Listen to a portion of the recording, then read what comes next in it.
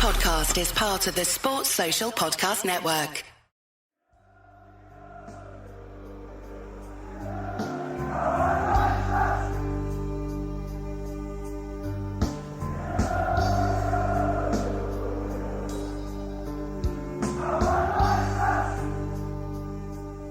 This edition of Achtung Millwall is dedicated to the memory of Dave Bertoni, 1957 to 2024, a dedicated Millwall fan for all of his life, well known him home and away, especially those in Block 3.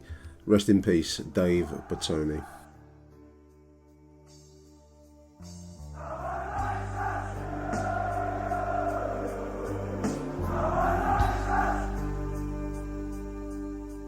Hello dear listeners, welcome to Achtung Millwall's Monday with Merv show, the voicemail review show. Listeners, as many of you who follow me on Twitter might know, I contrived to be away for the one weekend where a number of landmark moments have occurred in our club's recent history, which is very typical of me. So joining me though to review Saturday's fine 3-1 win over Preston North End is the man in the title, is Mr. Merv Payne. How you doing, Merv? I'm good, thanks, Nick. Thanks for having me on again. No, good to have you, mate. So I was in Munich at the Oktoberfest, dear listeners, this weekend. My brother-in-law's bucket list, Merv. Have you ever been to the Oktoberfest, mate? Have you ever done it? I've been to Munich. I've been to Cologne for the festival, which is really good. And I've stopped off in Munich, but I've never actually been to the actual Oktoberfest. It's definitely on my list. I know that. Yeah, I wouldn't. Yeah, it was. He was 50 last year, and it was one of those things on his bucket list he wanted to do. To be really honest with you, listeners, and I can share this with you all because we're friends, aren't we? Everyone out there. I didn't really fancy it, if I'm honest. I've been to a number of English-style events, which I don't know what it is, Merv, but we always seem to manage to turn any event that should be nice into a basic mud bath piss-up. And I didn't really fancy it, but I'm really glad I went. Well, recommend it to anyone out there. The beer tents are quite something, and the whole event was really pleasant. Family kind of day yesterday, Saturday. So, yeah, recommend it. Anyway, I was away, following as best I could under the influence of how many steins of various lagers on social media, Merv. So I did my best to follow it. Thankfully, we've got quite a few voice notes that will fill me in. I've also watched the full replay this morning for you listeners. I've watched the whole thing, so I think I'm reasonably well versed on Saturday's events. But we're going to begin, Merv, with our first voice note of the day, which is from show regular Jim Hackett. So let's take it away, Jim. Morning, Nick. Jim Hackett here after yesterday's game. Sorry if my voice is a bit croaky. It's been away for a couple of weeks, come back, and I think English beer and the weather isn't great, but I'll see if I can get through this and then return to watch some good old English football. Well, yesterday I thought that was as comfortable a game as I've seen this out for quite a while, and it's all right thinking, Preston were a poor side, same as Sheffield Wednesday were a poor side, but you can only beat what's in front of you, and I thought we looked comfortable from the off yesterday. I know the keeper had to make a save sort of early on, but apart from that, until we made the substitutions late in the game, I think we were more than comfortable the way it was going. And when you look at the team he's putting out now, week in, week out, it's very solid, very bright. I think our front four players are they're interchangeable, but they're looking, confident, they're looking bright, they're looking energetic. And, they defend from the front, which I think is great for us against all these teams that have this newfangled way of wanting to play out from the back. It suits our players, and until we play sort of lesser teams who just drill the ball long and and make our centre halves work a bit, then I think we'll get a lot of joy against a lot of championship teams because they all want to play this way now, and I don't quite understand it, but you can only play what's in front of you. The team as overall, I think the keeper had a really good game yesterday. I don't think he did a lot wrong. There was nothing that he could have done about the goal. But he certainly did a lot right yesterday. He made a couple of good saves. Kept us, didn't keep us in the game at the beginning, but he made the save that sort of let us then push on to get the goal. So I think he was all right. The back four looked very solid. I think Tanganga is now sort of coming into his own, and long may we keep him, and he gives us that solidity that we didn't have early in the season. unfortunately, when Hutch was in there, you can just see now if we'd have had Tanganga from the off, those 2 games that we lost, we might just have got something more out of them, and that would have pushed us up the table even a little bit further. So the back four, Leonard, I think he's competent at the moment. He didn't seem to be as firing on all cylinders as he was last year, but he's still good enough for that role. And him, and then 2 centre backs playing well. But yesterday I thought Brian was again he's playing like a reborn player, isn't he? He's biting into the tackles, and he's making us look good on the left side going forward. He's built up a good relationship with Watmore, and that seems to be working really well. My only sort of criticism of Brian is he does give some cheap free kicks away, in the last third that we've got to defend, and I think it was something like that led to their free kick for the goal that they scored at the end, and maybe he just gets a little bit complacent. But overall, I thought he was fantastic yesterday. And then we go into our 2 centre midfield players, Casper and Saville. They're just biting everything around, aren't they? When they're in there, we're a very difficult team to break down. And I know neither has great pace, but they don't seem to need it at the moment. They're sort of reading a lot, and Casper looks very confident. And again, those 2 in there not getting injured is helping us, carry on, with an impressive start. Then we go forward, and like I said earlier, those sort of 2 wide players and Honeyman, they really are great at providing support for Langstaff at the moment. And when it comes to working back and winning the ball, they're doing fantastically well. And yesterday they just popped up all over the place. You couldn't have actually put any of them into one specific position because they were doing each other's jobs without a problem. And I saw Langstaff at one point back at right back doing Essay's job after Essay had pushed forward to do something that you'd expect Langstaff to be. So overall, I think those front 4 players are good, and the fact that Langstaff got his goal was brilliant, because if that's the first of many, the way he's playing, you can see his confidence is rising the more game time he's getting.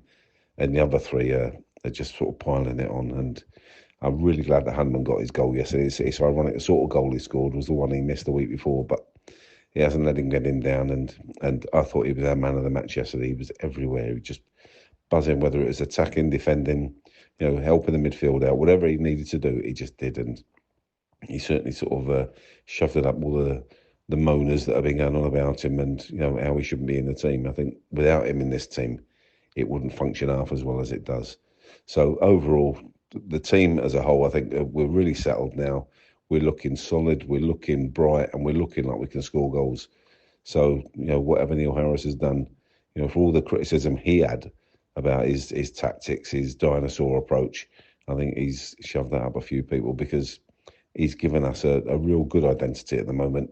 And even when they're coming off the bench, I think, look at the players he brought on, everybody would have said, yeah, give them a run out. And that, I thought Omarku let himself down with his stupidity. But again, he's sort of still young and learning. But unfortunately for him, he'll now miss a few games. And, he's probably not in a position where he can afford to miss games, because he won't get another go. I think you might see him go out on loan in January, because I think he needs some game time somewhere that will get him used to the pace and the power and the requirements. You can't be sort of falling over every time somebody's near you. It's not international football, and it's certainly not Premier League. So for me, I think he just needs a little bit of guidance somewhere.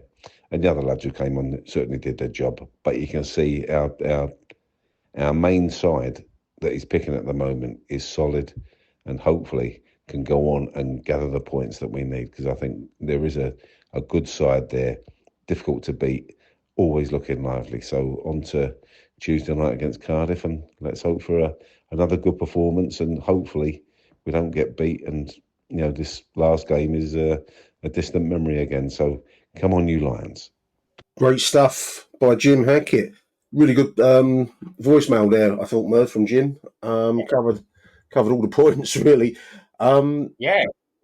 Comfortable performance for you, Merv. How did you see Saturday's win from your side? Yeah, I mean, in the words of George Ezra, I could get used to this. I mean, it's everything we implored of Gary Rowett. We said, Can we just be a little bit more positive? Can we be a little bit more on the front foot? And I mean, famously, even at the time, Jed Wallace, when we played Luton and lost at home to them, and he said how much he'd like to play for them, which was I still think it was quite a bizarre thing. Yeah. But he almost said, that's how I want to play. And I was saying last week, I felt, with Chong for Luton and Dembele for QPR, we don't seem to have that one player who can perhaps, with a turn of pace, turn defence into attack. But Watmore is quickly becoming that player because the bloke he's playing with such a swagger and so much.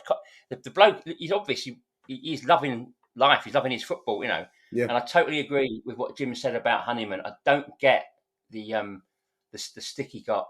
I really don't understand what we seem to have this thing where the hard-working players, even that we always thought that if you graft for Millwall, then that's good enough. But no one grafts like Honeyman, and he's missed a couple of sitters, but he just doesn't give up, And I do think he's one of those players, and I used to say this about Livermore when he played for us, that people criticise him, but I think we'd miss him if we didn't have him, And I think if he was, God forbid, to get injured or suspended, I think we'd really miss him. I don't get the criticism of Honeyman at all, but for me, it's what more when he gets the ball, you see the defences are visibly scared of him. He makes things happen.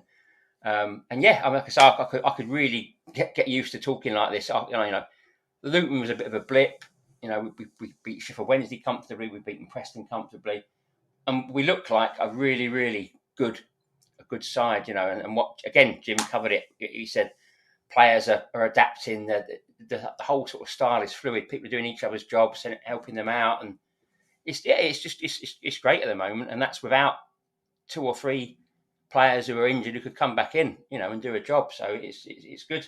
Yeah, no, 100%. I'd go with that. I'm just looking at the top scorers lists here, listeners. This is ESPN's scoring hit parade here. Duncan Watmore is 3rd in the table on 5 goals behind Saints for Norwich and Maha for West Brom. They've got 7, so 2 goals off the top scorers of the division. I know it's only 6 games or 7 games gone here. So very early days, Merv. But I can't remember the last time we had a forward featuring so highly in the scoring hit parade. You'd probably go back to Lee Gregory and Morrison in his prime, absolutely. But for me, it's his body language. Watmore looks so comfortable. He looks so, happy playing in the team. He's obviously playing a way that suits him, and you've got to take your hat off to Neil Harris. He's a player. I've criticised him in the past for various little bits and bobs, but the one thing I've never criticised, and the one thing I've never agreed with, is certain fans think he only has one way of playing. And as Jim mentioned, this dinosaur tactics, I don't believe that at all. He's an intelligent guy. He's still a young coach, still learning the game. He's got his UEFA license, whatever. It doesn't mean he only knows how to play one way. But obviously, he can only play with the players he's got. And now he's been given some resources, some better players. Yeah. And look what he's done with it. He's proved himself to be a bloody good coach. And I think there can't be a better manager for motivation. People mocked. Was it? I think it was Tanganga. It was Tanganga. He compared him to Mourinho. That's right. In the summer, he did, because obviously Tanganga played under Mourinho at Spurs. But what he meant was in terms of motivating the players and sort of garnering that team spirit and that. I think Mourinho was similar to Fergie in that he had that sort of us and them mentality and that siege mentality that you have to have as a manager. He never sort of hangs players out to dry and that sort of thing. And he's got a natural talent for that, Harris. I think he seems to have. Yeah, the players would clearly go to war for him. And it's great to see. People say he didn't look how he did at Gillingham and Cambridge. Well, look how he did as a player at Forest and Cardiff. He didn't do that well. But get him in a Millwall shirt, and all he did was score goals. He clearly, Neil Harris and Millwall, it works. And one thing I wanted to say on Neil Harris, and I think I read it in News at Den. I think they were doing a feature behind their paywall, but everyone's got to make their money. I get it. But they mentioned his career at Cardiff. Obviously, we travel there tomorrow night. But as a manager, I don't know if this is correct. I haven't checked it, but they said that he'd made the playoffs with Cardiff. He did. He got them in the playoffs. He did. Yeah. So they had a decent team. It's not a disaster zone for him, and I get that. It didn't work out for him there, and then, if you say the word Gillingham or Cambridge to people, and they start, it's this kind of modern Premier League focused mentality, Merv. I mean, I won't go any further than that, but I do think people, especially Millwall fans, I kind of expect them to know a bit more about the club. We're not just one-dimensional. One thing that's really struck me this season, watching the playback today, when we move the ball, we move in a really fluid style. I can't remember. Well, the last time we mentioned on our last show, Merv, last time I remember football like that, early 90s, on that kind of pass and move. Back to the old days of McCarthy and then Re-up before that. And that's a compliment to Neil. Absolutely, yeah, it is. Yeah, he's and we also said that you can see the progression. You can see he's building something new, and you can see it wasn't quite there at Luton game. It was getting there at QPR, and I think we saw it in all its glory against Preston. Yeah, it's not going to be that. It's not going to be that great every week. We're going to play. I think we've got Burnley and Leeds back to back soon. That's going to be tough, and there's going to be some bumps in the road. But we've got to remember, the sort of competition we've got in terms of sort of resources and stuff like that. And what he's doing is just, it's great, and you can only sort of admire him what he's done. I want to mention Macaulay Langstaff, and we've touched on Duncan Watmore, but include him in this compliment, if you like. But great to see Langstaff getting his goal, and it was a poacher's goal, which is what we'd expect. But what I really am admiring with Watmore and Langstaff is their ability to pass the ball and to find space and put the cross in, Merv, because that's as much an art form for the striker as it is for to actually finish, get on the end of it. It's got to be you got to score, but the creation, assist, I mean, I said last week after his role in the goal at QPR, I said I think we're going to get a very different Macaulay Langstaff that Notts County had. We're not going to get the prolific 30-goal a season striker, but we're going to get someone who scores goals. But my God, does he chip in? Does he do? He does a shift, and he seems so intelligent. Someone on Twitter last night was saying we may well have the bargain of the century, paying $700K for him, and I totally agree. Don't want to get so. I said this. I don't want to get carried away, but we could have another sort of Jamie Vardy, Callum Wilson style sort of signing, someone who very few players can make that step up. And at first he wasn't sure if is it too much for him, but now he's absolutely thriving. It's like he's looked at it and thought, right, okay, this is how we're going to play. Right, I can do that. And his assists and his involvement, he looks like he's been playing the Championship for years. To be honest, he is really, really encouraging. When I saw him score on Saturday, I was just so chuffed for him, because we said last week when he gets that goal, I think it'll really do him the world of good, and it will.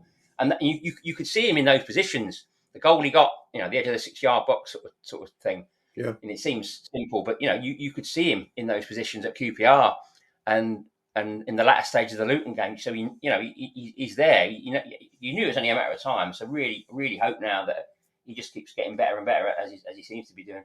Absolutely. I mean, just as evidence for the defendant, so to speak, Macaulay Langstaff made the cross for Honeyman to slot home on 24 minutes. Yeah. His ball into the air. I mean, I know Honeyman will get stick, but I mean, he's put that one away. What more can he do? Yeah. And I'm looking at other moves. I mean, a cross in the 34th, a cross goal, which again, big chance. And then, going back to Duncan Watmore, Merv, I mean, we're praising Langstaff. I want to include Watmore because the pass from Watmore for SA to go on around the goalkeeper is a thing of beauty. This is very, very good football, listeners. It's like I say, you can't believe after the Watford and Bristol City games, it's hard to, and certainly the Orient Cup game, it's hard to believe we're saying this. But again, it's testimony to Neil Harris. He's just doggedly had a plan, and he's seen it through, and you can see it getting better and better every game. Yeah, I mean, I think Jim said you can only beat who's in front of you, and I didn't think Preston were that bad. They livened up, and we took our foot off the gas pedal a bit as the last quarter of the game kind of took hold, and I'm sure there'll be conversations about that from Neil Harris, because I don't think he'll be particularly happy with just the not casualness, but we just weren't on it in the last quarter. But the third goal, nice passing move, Honeyman crossing from the left and Langstaff's in the middle. So Honeyman, the boy that's getting all the stick. Not only scored, he's also laid on an assist. Yeah. Give your heads a wobble, all you Honeyman critics out there. Yeah. I don't get it at all. There's even when I think we're playing, as you said, some of the best football we've played in a long time. We're getting some good results, and people are still searching for the negatives, which is, I'm the biggest whinger going now. I can moan with the best of them, but not when we're winning 3-1. And Preston have got a new manager. They've got Heckingbottom. He's no mug. Yeah, absolutely. He's been around the track. New manager bounce, and that didn't count for anything. And you can say we're a bit of a bogey side of Preston, but as Jim rightly said, you can only beat what's in front of you, and they're no mugs. No. And we've got Cardiff tomorrow night again without a manager, without a win. That's anything that scares me, to be honest. They've not won all season. No, that's a very way to guarantee team with its first. Very situation. The one way to guarantee you get your first win is to play Millwall. That's the problem. But fingers crossed. We go there and we put on another good display. Then we've got West Brom away Saturday. West Brom away, but they've had their first defeat, which is a bit of a surprise. They proved they're not unbeatable. Got an international break, and hopefully then Coburn comes back into the reckoning. It's looking hopeful. Mayor and Billy Mitchell to also sort of bolster the squad. So it is looking really promising. If we can just steer clear of injuries for the next few months, then who knows what we can achieve, really. Merv and I are going to take a very short advertising break, listeners. Then when we come back, we'll be listening to Aussie Dave from Perth. Sports Social, now on the Sports Social Podcast Network. Hi, Ben here from the Fantasy EFL Show. Come and join myself and Jay for all your latest Fantasy EFL updates, where we will be talking through key fixtures each game week, teams and players to watch, and giving our opinion on who should be in your fantasy teams. We'll be joined by some of your favourite Football League faces and fans from teams who we think will be racking up the points that game week. Make sure you follow and listen to the Fantasy EFL Show wherever you get your podcasts, and join us on that Fantasy EFL journey. Achtung, Millwall. Hello, Nick. Aussie Dave here. What a great win against Preston. Although the last 20 minutes were a bit anticlimactic. I want to talk today about the image non-Millwall people have of Millwall. And there's two lasting images. The first one is, we're a bunch of hooligans. That may have been in the 60s and 70s, but today, we're a bunch of pussycats. The second image is the one I want to talk about today. And most people have an image of Millwall playing style nowadays being long ball, hoof ball, and whatever else. And that image is still held by both your YouTube pundits and supporters of other teams. I even went on to the Preston fan forum before and after the game, and they talked about Millwall, long ball, the crap team. We should beat teams like this. There just seems to be no awareness of the style of football we're playing nowadays. Now, for the YouTube pundits, they should do their research and realise, we're playing quite good football, and they only need to look at the stats. Chat with Chaps, as you know, done really thorough coverage. Things like high XG, high number of touches in the opponent's penalty area, and all that wonderful numerical stuff that a lot of supporters poo-poo. Anyway, so let everybody stay unaware. We're just going to fly under the radar and fly up the league. Come on, you Lions. Yeah, I poo-poo XG and stats a lot, Dave. Don't come on this show, listeners, if it's that kind of output that you're looking for.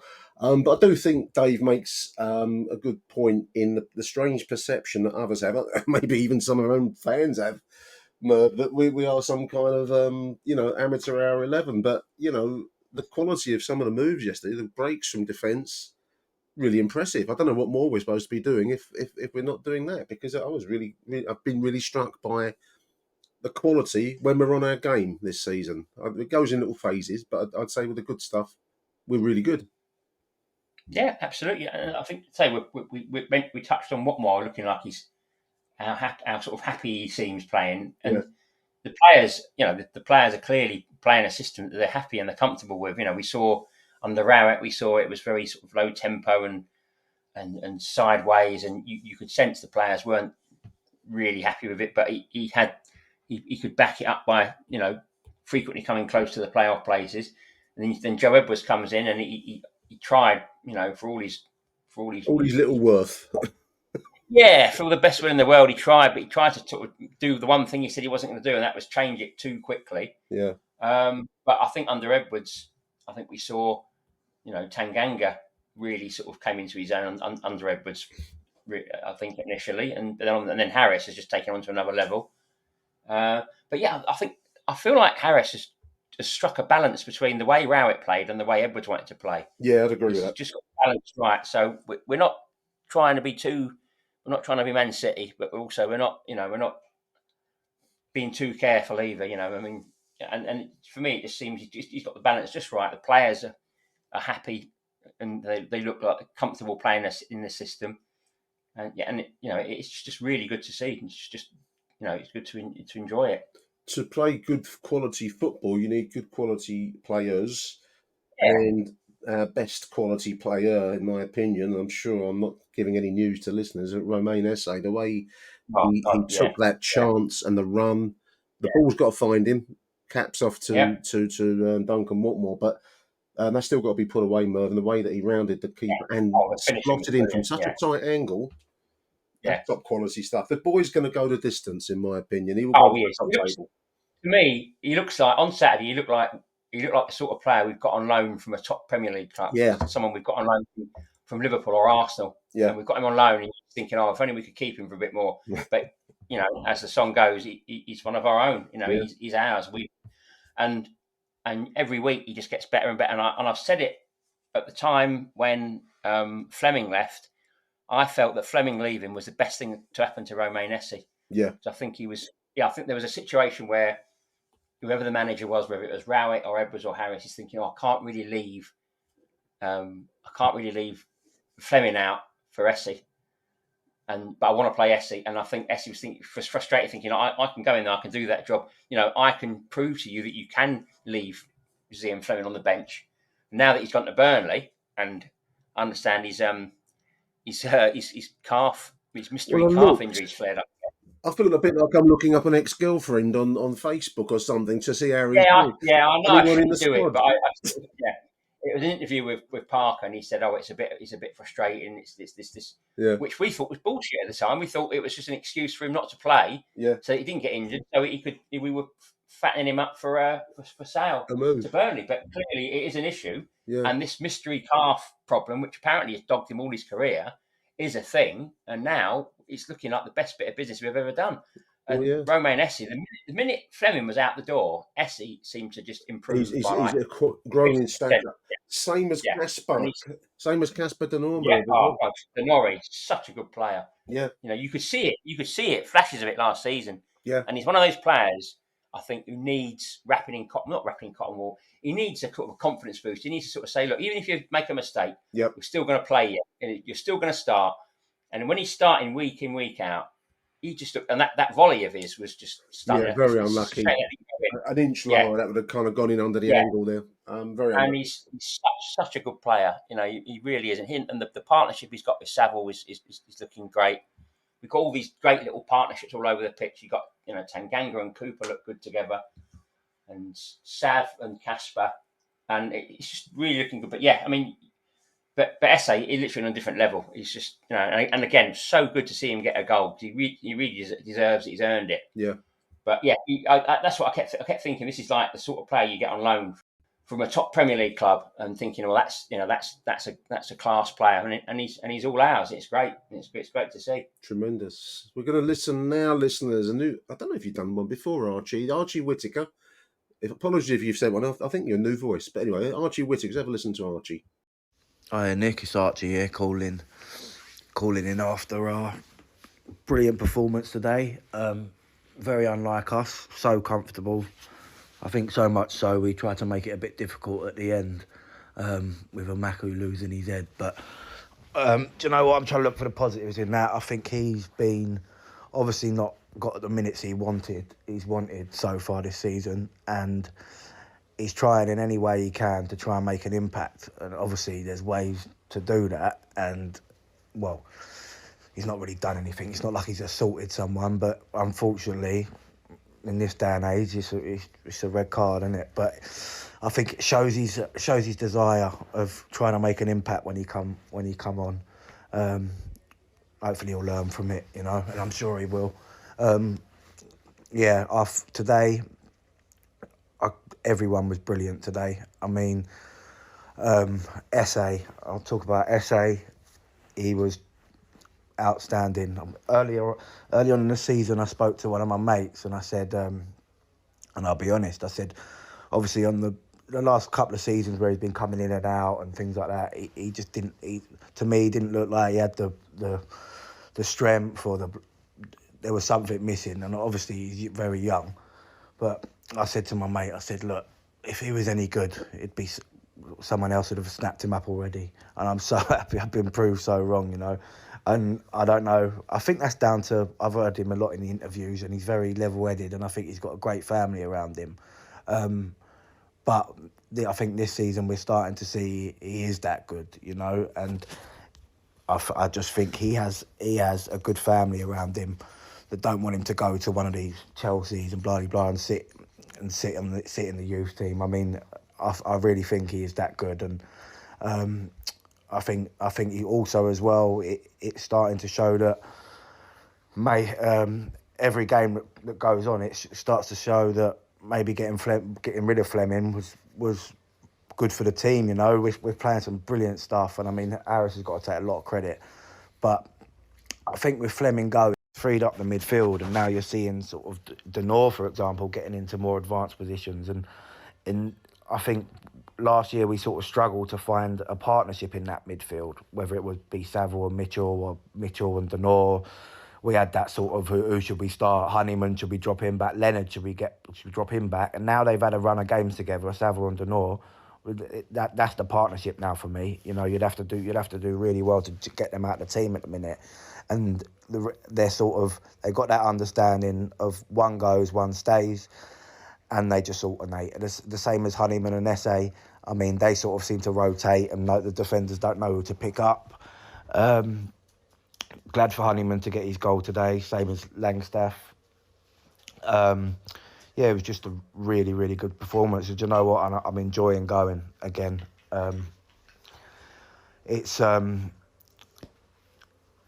know, obviously, with the Roat era and stuff, we was doing well. We was punching above our weight, so to speak. But now we're playing some really good football. And when you look at that squad, I mean, we've got options now. I mean, Mahalo coming off the bench, he looks an absolute unit. We're saying that I've been guilty of it before, saying we just have one way of playing. The last couple of matches have shown us that actually we can play a bit of football, especially with the Langstaff up front, who's not a big man, and we've dealt with it really well. So I think I'm a lot more positive than I have been. Funny thing today, the ref, surely it's only Millwall where you can go home. You've won 3-1 in the end, but 3-0. Comfortable, and you still go on talking about how bad the ref was. The ref was shocking. I mean, and the whole early on in the season there was another ref that was bad, and my little 4-year-old boy who I go with, he said we were saying that he said there should be a different ref on, and I said there's only a different ref if he gets injured. And so today I've got my little boy singing, going, "Ref, get injured," and it was just making me laugh. It's a nicer way to put it than what I'd have said. But yeah, thanks, Nick. I've seen on Twitter that you're over in Germany, so I hope you're having a good time, mate. And yeah, come on, you Lions. That's a great message, Archie. Really like that. And I'm with your 4-year-old there, mate. The referee, we just seem to get a parade of them. I mean, he did look like he had the Napoleon complex, this bloke. I mean, some of the we weren't getting, that they were getting, you think, where's the consistency here? There didn't seem to be any. When you look at that incident, so we're going to have to come on to the Yamaku incident. and he's getting a lot of stick online for the dive, but for not a single Preston player to even get a yellow in that bloody circus is madness, really. Yeah. You know, I mean, I think it was Phil Clark put together like a little video montage on Twitter over the weekend, and you can see it from all different angles. There was contact, he was clipped, and I think he sort of just made more of it than it was, thinking he'd get a penalty, but he was definitely kneeing the back. Yeah. And he definitely didn't anywhere near the guy's face. You know, he went there and clutching his face. So I think he ended up getting. I think he got the full. I think he got like a royal flush. I think he got a yellow, and then he got a straight red, didn't he? I think he got a yellow for the dive and a straight red for the a free match ban. I read before we started recording for it. I think an appeal. I think he'd get that. I think he'd get that changed to a yellow. But I don't think the club are going to appeal, and I think there's no secret that I think there's probably been a bit of bad blood between Harris and Imaku for various reasons. And I think maybe Harris is going to let him sort of stew in that, really, and sort of maybe take the rap for a bit of a hot-headed moment. And I do agree with the last guy who said he's so desperate to sort of make an impact. He can see everything going so well for Langstaff and for Watmore and for Essie, and he's thinking, well, you know, I want my sort of bit of glory. I want my chance to sort of show what I can do. And perhaps it was just a case of him getting a bit too carried away with that. But I don't think he deserves. No, I don't think he deserves the amount of stick he's getting. No, he's a young player. I mean, yeah, he's only young, 19, 20, isn't he? He's got to learn. You know, I mean, I'd ask all these people digging him out, how many at the age of 19, how many mistakes and errors did you make? Because I know that I made quite a few at that age.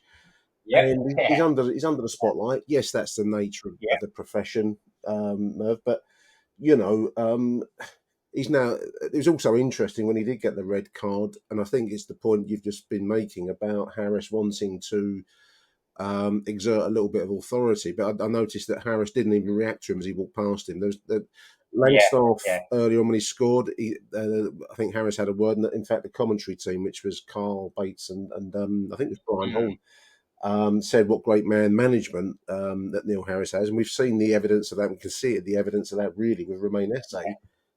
And I think Idemo has probably arrived at the Den as the hotter prospect out of him and maybe Romain, you know.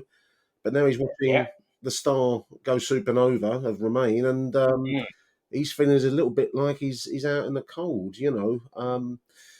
He's got to learn. He's got to learn. It's a hard lesson, but they're the best ones I find in life. You know, that's what he's got to pick up on. The other point Archie made, which I thought was a really good one, and there are others on the voice notes that we've got to come in this show, listeners, but it's the same point. We've made it already ourselves, Merv. I'm really enjoying the football. It's enjoyable going to the Den, and that's what it's all about. That's why we do it. Exactly. You know, that's all you asked for. That was the gripe under Rowett. People saying, "Oh, well, we're getting top 8 every year," but it wasn't enjoyable. You know, It wasn't. And I'd rather finish if we finish 12th or 13th this season, but we have a few more afternoons like Preston and Sheffield Wednesday. Then that's great. You know, that's really good. I'm not saying I don't want to have a nudge at the playoffs, but you know, you've got to enjoy watching Millwall. You know, that's why we go, and you know, that's what got me going back and time again. Even when we got beat, we give it a go. You know, but you know, there were times on the Rowett when it was so dull. It was a misery trip over there to Bermondsey. Yeah, it was uninspiring, and there was nothing to get you off your seat. And you know, but now every time Watmore gets a ball, you think, oh, you know, you feel like something's going to happen. When Essie gets a ball, you feel like something's going to happen. Langstaff, so many players now, and the way they're playing just make it exciting. I remember Jimmy Carter once said that when he was playing at the old Den, he'd get the ball out on the wing, and he said he felt he was so close to the terraces and the stands there. So he felt that sort of whoosh, if you like, of anticipation when he got the ball, because he knew he was. And he said that just gave you like an extra 10% of energy and power. And he said, and you fed off each other, and that's what football, you know, not just Millwall, but football's all about. It is that you just can't beat that, and we're seeing that now. When Watmore gets the ball, you think something's going to happen here. We're going to have a chance, and when Langstaff's involved and when Essie's involved, whereas before, you know, they had the ball, and it's like going back to football. It'd be like England under Southgate, they're going back to the keeper. Yeah, a misery experience. You're not uplifted. Yeah. You don't expect. Obviously, we're not going to be a Man City. We're not going to be. It's not going to be glittering football all the way, but you expect to see some sort of some inspiration of some sort. Yeah, I mean, Millwall fans always demand a higher tempo sort of football, and high energy. That's all we ask for, really. Is just to sort of see them, when you're 2-0 up in injury time, and then you can start passing it back to each other, Absolutely. But no, it is enjoyable. That's the best way to put it. Merv and I are going to take a advertising break, listeners, and then we're back after that with Ben Anthony. So stay tuned. Achtung, Millwall. Hello, Nick. Hello, listeners. Ben Anthony calling in after the game against Preston.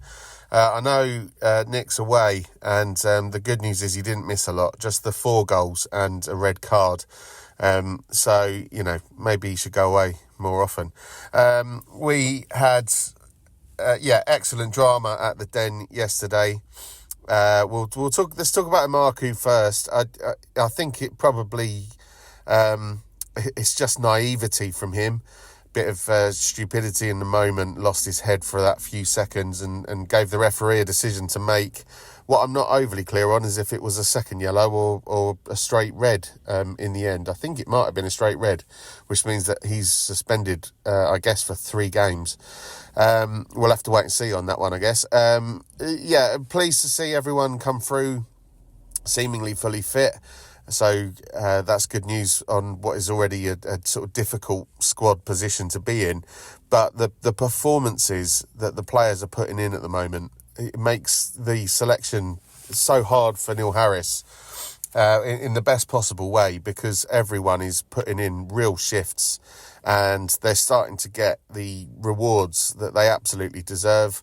It was another assist from Watmore, I seem to remember today. Honeyman making amends for last weekend with a really nice tap in. He was in exactly the right place at the right time again and managed to put it away this time. Brilliant to see Langstaff get his goal. So hopefully more of that to come. That'll be a confidence boost for him, and a well-deserved first goal at the Den for Esse as well, who is getting stronger and stronger all the time and is becoming a real asset for this team. So, really, really positive. The other player I wanted to mention, I thought he was absolutely immense, was Joe Bryan. He's had a lot of critics this season and, put in the odd brilliant performance and the odd not so brilliant performance, put it that way. But I thought yesterday, he was absolutely superb. And of course, Tanganga in defence, an absolute rock, and somebody who just seems to give Cooper the confidence as well. And that back line is so solid as a result. A really, really good performance all round from the team. And hopefully we can get something similar midweek against Cardiff. All right, speak soon. Bye. Good stuff, Ben. Thank you very much. Yeah, I've got to get away more often, mate. Maybe if I swerve the Den more often, we might win more often. Yeah, I used to have a thing where we always scored when I went to the toilet. And we played Blackpool away in midweek a few years ago now. Yeah. And it wasn't. I mean, my son said, "Go to the toilet and they'll score." And I went to the toilet, and literally, the minute I got in the toilet, Mark Beavers gave us the lead. Remember Mark Beavers? Yeah. He was on a hot streak at the time, and there was a time when every time I went to the toilet, we scored. So, I know football fans are suspicious. I do that in the cricket, listeners. If I get up and go to the bathroom, England will get a wicket. Invariably, my wife laughs at it. But anyway, there we are. But good tip there, Ben. Thank you, mate. I mean, we've mentioned in Marku, naivety is probably a very good way to put it. So we'll leave that there. There was a strange incident in the first half where the referee seemed to instruct Romain Esse to go and get his shoelaces tied up or does some taping around his boot. I've seen a lot in my time. I don't remember seeing that. So very odd refereeing. I think referees come to the Den, Merv, intent on making an impact. It's a strange mentality. Yeah. We've seen it over many years. It's always been so. This idea that when you think of swayed by this. No, but it's like, is it not the 5th most competitive division or league in the world, only behind obviously the Premier League and Italy, Spain, and France. And the level of refereeing is. It would grace Spectrum Park. It wouldn't be worthy of Hackney Marshes, to be honest. The standard of refereeing, it's so far behind the sort of level of football and level of professionalism. And I agree. The sooner Wallace becomes a ref, the better. I think. I understand he's in this fast track scheme, isn't he? Apparently, so that'd be good. Yeah, I mean, he came in late in the game yesterday, didn't he? So I mean, maybe refereeing does offer a way. It's a not bad way forwards for a player, really, if that's how people have said for years that but players should, or referees should be ex-players, because they're the best ones to sort of know where the tricks are, where the fakes are, and all the rest of it. But then I think a bit like managers, I think players think, well, I don't need the hassle, to be honest. I don't need the aggravation of being coated every week for like 90 grand a year. No. But we seem to prefer to make ex-chartered accountants referees still, so I think we're stuck with it. Ben mentions Joe Bryan. I want to endorse that. I think it was a good performance from Joe Bryan. He's a player that induces mixed reactions, but yesterday was a good. Or Saturday, I'm speaking Monday here, listeners. Was a good performance by him. When he's good, he's very good, and when he's bad, he's indifferent. But there we are. I think he's someone who reacts to the style of play. I think when we're sort of playing careful and defensive, I thought for a defender, he's not the best defender, but he's great. He's a great attacking defender to have. And a good friend of mine who's a Fulham fan said that when we signed him, he said he will absolutely smash it at that level. He's a that's where he's at. But I think again fitness has been an issue, but style of play and again goes back to Tanganga. I think he just lifts the entire defence when he's in that defence. He just gets them. They're organised. They know what they're doing. And when we're playing positive football and front foot football, that's where Joe Bryan is happiest as well. But when it's back to the wall stuff or trying not to lose sort of style, I don't think he's comfortable with that. But I've been a bit of a critic of him. But he was great. I think we all were. Yeah, and but I think when we're playing positive football, then he's a great asset to the team. 100%. Big thank you, Ben. We're going to play out Merv's show now with the last two voice notes. We're going to have Rob Woodford first, then from the USA, Sawyer Marsh. Let's go with Rob first of all. Yeah, hello Nick, Rob Woodford from Block 4. Listen mate, I'm really buzzing after that performance, and I'm sure you are as well, and everybody else that witnessed that today. I think we've got a team that's playing for the gaffer. They're all running down the channels, they're all working for each other. The work rate off the ball was off the scale, and so was George Honeyman today. I saw a podcast earlier on in the week where the announcer there was going on about the George Honeyman debate. Should he be playing or should he be dropped and all that nonsense, It's about the sum of all parts, isn't it, when you've got a team? It's not about individuals. But talking about individuals, that Romain Esse's goal today was sublime, He must be worth 20 million already now.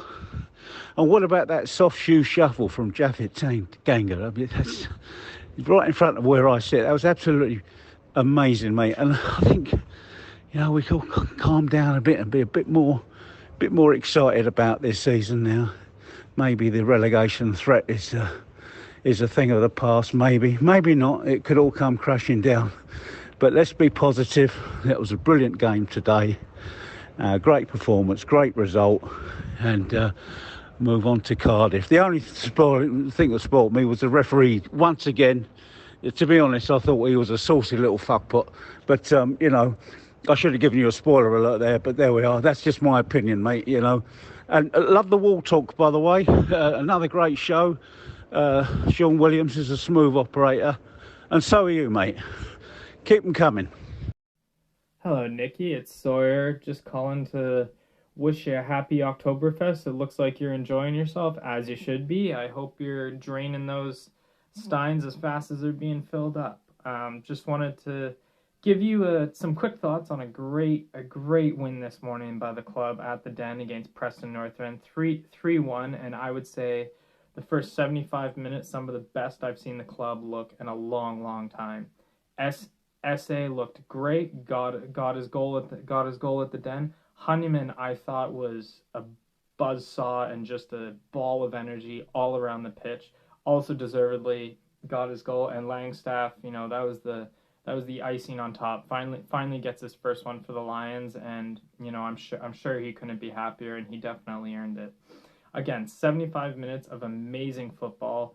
Last 15 left a lot to be desired, but I will say that was a young club out there on the pitch, and better to learn your lessons when you're up 3-0 with 10-15 minutes to go rather than when you're level near the end chasing or only up by 1. So I think all in all, you mainly taken positives away from today. Neil had said the last few games and basically the start to the season, he'd felt they'd been shortchanged on their points relative to their play. A lot of the times I don't agree with Mr. Neil Harris there, but I think I genuinely do so far this year. I think you're seeing a team that's growing, a young team that's growing and coming into their own, and hopefully we're getting past those growing pains. So it's off to Cardiff, where hopefully we can expect 3 points there, but away, and especially in the championship, nothing's a given. But all in all, just a really good day and a great start to Saturday. And come on, you Lions, as always. Have a good one, Nicky. I haven't been called Nicky since my mum at school. Sorry, only elderly female relatives of mine still call me Nicky. But big thank you, mate. I really appreciate the message. The foot off the gas. I'm going to use terminology for Sawyer here. I'm going to not a foot off the petrol, Merv, which I'm going to foot off the gas for the last 15 minutes. My thoughts on that, I suppose, we've got Cardiff tomorrow night, mate, and then we've got West Brom, a trip to West Brom Saturday. 2 tough away fixtures. Yeah, it's easing up. Yeah, I'll be a bit economical with the energy levels. I think it's fair enough. You don't, and because say obviously the flip side of, we talk about wanting a team Millwall to be high energy, high tempo, front foot. The flip side of that is you can only sustain that for a certain amount of time. And if you do it, if it gets the game won within just inside the start of the second half, as we did on Saturday, I don't have a problem at all with us sort of easing off a bit towards the end. And no, we actually had a chance. I think it was Ivanovic went close. They got their consolation goal 3-1, and I was I'm obviously watching a replay, listener, so I do know the outcome. So I'm not uncomfortable. I think in real time I'd have been shifting, uncomfortably on my plastic seat because. Another goal, and suddenly you're the cats amongst the pigeons, But I thought, we had a little spell a few years ago, didn't we, under Harris, where I think we were 2-0 up against Middlesbrough, first home game of the season, weren't we? And he made lots of defensive changes, or he sort of, and we ended up drawing 2-2, and then we did the same thing in the cup against Oxford a couple of weeks later. Yeah, there's always that fear, and then obviously Brighton in the FA Cup as well. There's always a danger you're going to let it slip out your fingers, but we were so comfortable within the hour on Saturday. Then I don't think it's an issue really. No. I think the only if you had to take any negatives from it, it's the Imaki situation, because I think I do think there's a bit of a Mexican standoff between him and Harris, and we both know there's only going to be one winner in that, and that's going to be Neil Harris. So let's hope he learns his lesson. And in say 2 or 3 months, we're talking about the transformation of Imaki and how he's sort of, he's got to work with Neil Harris. I think he's a really good player. I'll set my. Yes, he's a cracking player. He's got everything we need. He's got pace. He works well with SA. He's a real asset to the team, but he's just he can't do what he did on Saturday. But there we are. He'll know that. And big thank you to Rob before that. I do love that description of the referee. I think that's I'm going to. That's my favourite description of him. Perfectly put. Wall Talk. Rob mentioned Wall Talk. It's a really, really nice show to be involved with, Merv. I had the real privilege the other day of actually meeting and speaking with Trevor Lee, a player from the mid-70s. Oh, wow. Yeah. Real character. Obviously, for those that don't know who Trevor Lee was, he was with Phil Walker. It wasn't quite the first black player that we had at the Den. There was another chap in the 60s, but first to make a real impact, and terrific striker, Trevor Lee. Was he in your time, Merv? Was he playing when you started? No, I just missed him. I started. My dad first took me in '79, right? But he told me about Walker and Lee and they were legendary because we got them both from Epsom and Newell. Epsom and Newell. Yeah, how about that, listeners? And the legend. Yeah, I think the moment that most Millwall fans will recall when they talk about Trevor Lee is his overhead kick goal against Brighton. Yeah, when we came from nowhere. Again, I'm only basing this on memories secondhand from my dad telling me about that 75-76 season under Gordon Jago. Yeah. When we were like nowhere, we were out of that. We just got relegated the season before. We went nowhere near the promotion shake up at Christmas. I think we were like 10th, and we came from nowhere to sort of like string this long run of wins again. We played Brighton, who were going up. I think we were up there with Brighton and Palace. I think. Well, Palace managed by loudmouth Malcolm Allison with his fedora hat and his fur coat. And they blew it. Yeah, it was wonderful. It was the first season. I started going 72, listeners, and 75-76 was a promotion scene, first success that I'd seen.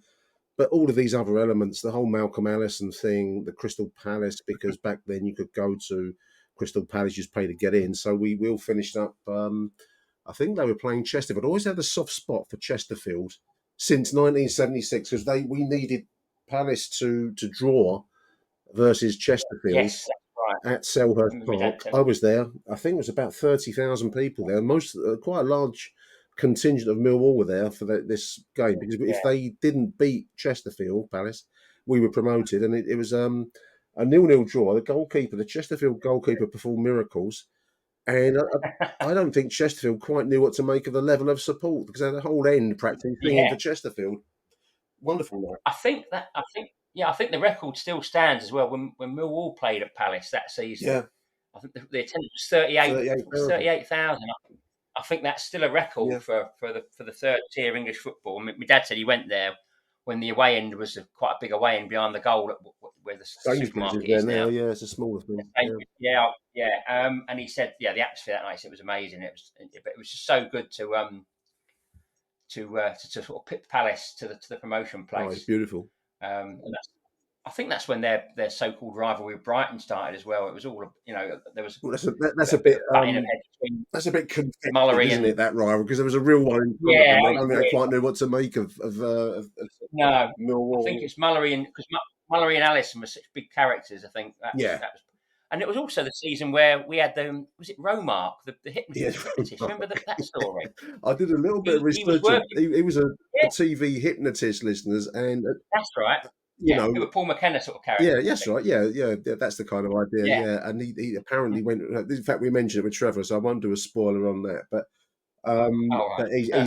he worked with the club, and obviously, I think he claimed the success at the end of the season. But that was the way of Romark. He was given to. Yeah, but he also took the credit for Palace cocking it up. Yeah, as well, he started the season working with them. He put a curse on them, and he fell out with Allison, and he put a curse on him. Oh, it's brilliant! I love it. Any younger listeners want to look up Romark? I mean, he was the one I used to love. Was at Kitchener, Barry Kitch, christened him Skidmark. Oh, brilliant! There we are. My eyes. Happy days, long while ago. So do keep your ears out. We did one with Sean Williams, really interesting guy as well. So do have a listen to him. I'll have a watch of that. Yeah. Big thank you, Merv. We're at the end of our show. Enjoyed it. Yeah, good stuff, mate. I really appreciate it. Your time, good stuff. And on to Cardiff tomorrow night. There will be a part 2. Yeah, fingers crossed. Everyone who's not got into this show will be in the part 2, which I'll do later on. But for now, from myself and Merv, it's good night from me. And it's good night from Nicky. Thank you for listening. Bye, Nicky. Cheers.